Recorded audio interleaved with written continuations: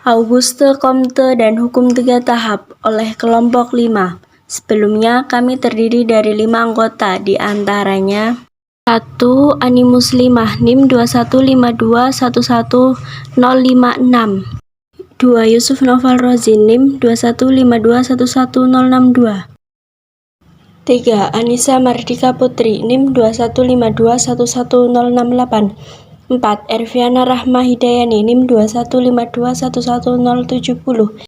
5. Rahma Avianti Alia Putri NIM 215211074. Di sini saya akan menjelaskan tentang biografi atau biodata seorang Auguste Comte. Nama asli Auguste Comte adalah Auguste Marie Francois Javert Comte. Beliau lahir di Prancis pada tanggal 19 Januari tahun 1798. Beliau dikenal sebagai seorang yang keras kepala dan pemberontak. Beliau juga dikenal sebagai mahasiswa yang berpikir keras untuk tidak ingin berada di posisi orang lain yang kemungkinan akan mengaturnya. Beliau menggenggam pendidikan di lokal Montpellier, mendalami matematika, dan menggenggam pendidikan di École Polytechnique dalam bidang psikologi dan kedokteran, serta mempelajari pemikiran-pemikiran kaum ideolog. Dan beliau wafat pada tanggal 5 September 1857 di Perancis. Pendahuluan. Yang pertama, filsafat merupakan disiplin ilmu yang berhubungan dengan kebijaksanaan yang merupakan pokok fundamental dalam kehidupan manusia.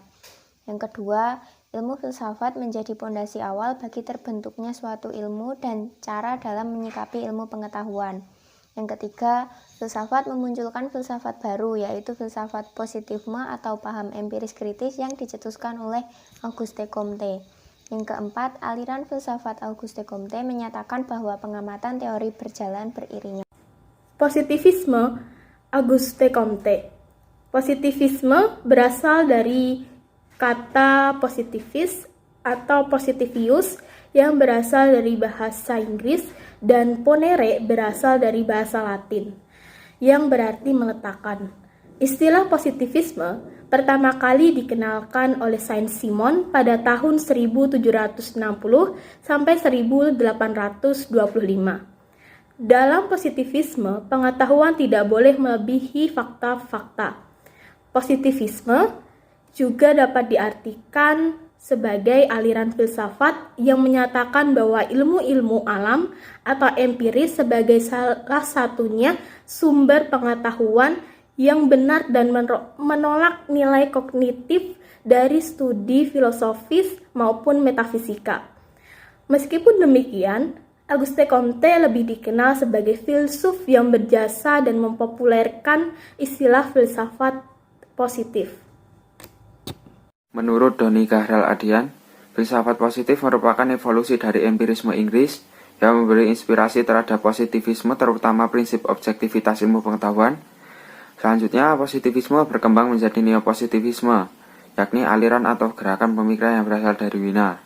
Setelah berkembang menjadi neopositivisme, kelompok filsuf aliran ini dikenal dengan sebutan lingkar Wina atau Wiener Kreis. Kelompok ini berkembang dan memiliki cabang di Berlin dan Praha. Kelompok ini dibubarkan setelah Austria dikuasai Jerman pada tahun 1938. Perbedaan antara neopositivisme dengan positivisme Comte terletak pada corak, yaitu neopositivisme mengacu pada pengalaman dan logika, sedangkan positivisme Comte lebih bercorak empiristik yang bertitik pada pengalaman saja. Sebagai tokoh positivisme, Comte berpendapat bahwa budi atau roh manusia itu berkembang melalui 3 tahap, yaitu teologis, metafisik, menuju positivistik. Budi atau roh manusia berkembang melalui 3 tahap, yaitu teologis, metafisik, menuju positifik. Auguste Comte. Hukum 3 tahap. Yang pertama, tahap teologi atau fiktif. Tahap kekuasaan kasta pendeta dan ksatria atau semua fenomena dijelaskan dengan kekuasaan ilahi. Terdapat 3 subtahapan pada tahap ini. Yang pertama ada fetitisme, politeisme, dan monoteisme. Fetitisme ialah suatu bentuk pikiran yang dominan dalam masyarakat primitif, meliputi kepercayaan bahwa semua benda memiliki kelengkapan kekuatan hidupnya sendiri atau roh-roh. Politeisme ialah anggapan yang muncul karena ada kekuatan-kekuatan yang mengatur kehidupan atau gejala alam, atau dewa-dewa atau makhluk gaib. Yang ketiga ada monoteisme, ialah kepercayaan pada dewa yang mulai digantikan dengan zat tunggal atau hanya Tuhan yang berdaulat dan berkuasa untuk mengendalikan alam ini.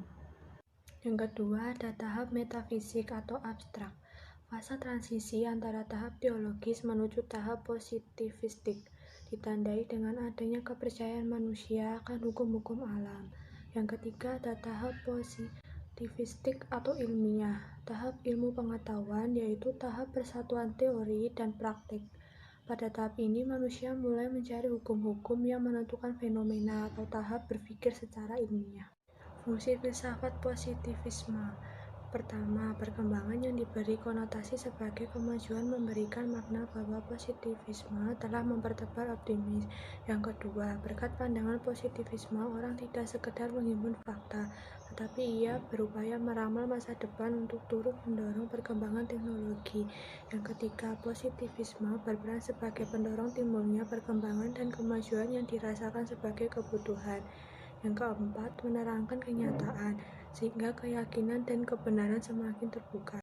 Kelebihan dan kelemahan positivisme. Di antara kelebihan dan kelemahan filsafat positivisme yang dikemukakan Auguste Comte sebagai berikut. Kelebihan positivisme. Pertama, positivisme lahir dari paham empiris dan nasional, sehingga kadar dari paham ini jauh lebih tinggi daripada kedua paham tersebut. Kedua, dengan kemajuan dan semangat optimis, orang akan didorong untuk bertindak aktif dan kreatif. Ketiga, positivisme sangat menekankan aspek rasional ilmiah, baik pada epistemologi ataupun keyakinan ontologik yang dipergunakan sebagai dasar pemikiran. Antara kelemahan positivisme. 1. Analisis biologi yang ditransformasikan ke dalam analisis sosial dinilai sebagai akar terburuknya nilai-nilai spiritual dan bahkan nilai-nilai kemanusiaan. 2. Banyaknya amnesia yang nantinya tidak percaya malaikat, Tuhan, surga, dan neraka. 3. Hanya berhenti pada sesuatu yang nampak dan empiris. Kesimpulan, paham positivisme muncul di Perancis, dipelopori oleh Auguste Comte. Positivisme muncul untuk merespon ketidakmampuan filsafat spekulatif. Positivisme berkembang menjadi neopositivisme. 3 tahap yang perkembangan pemikiran manusia, diantaranya teologis, metafisik, positif, real. Ilmu pengetahuan atas dasar pemikiran Comte, yaitu matematika, astronomi, fisika, kimia, biologi, sosiologi. Filsafat merupakan fondasi awal bagi terbentuknya suatu ilmu dan bagaimana cara menyikapi ilmu tersebut.